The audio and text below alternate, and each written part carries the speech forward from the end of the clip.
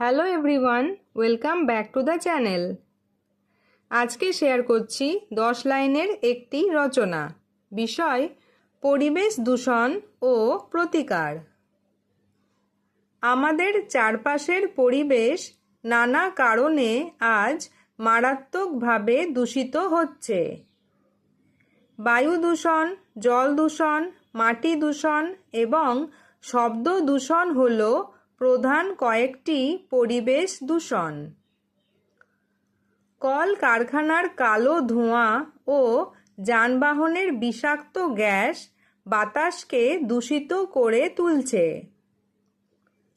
Plastic এবং কারখানার বর্জ্য পদার্থ নদী ও সমুদ্রের জলকে বিষাক্ত করছে। নির্বিচারে গাছ কাটার ফলে পৃথিবীর তাপমাত্রা বাড়ছে এবং পরিবেশের ভারসাম্য নষ্ট হচ্ছে।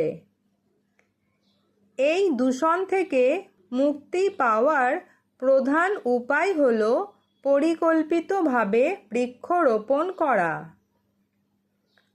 প্লাস্টিকের ব্যবহার পুরোপুরি বন্ধ করা এবং পরিবেশ বান্ধব জিনিস ব্যবহার করা জরুরি। কল কারখানার বর্জ্য সরাসরি জলে না ফেলে আধুনিক পদ্ধতিতে শোধন করতে হবে।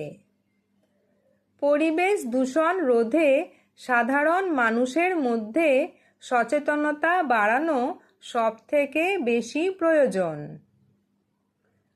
আমরা সবাই মিলে সজাগ হলে তবেই এই পৃথিবী আবার নির্মল ও সুন্দর হয়ে উঠবে।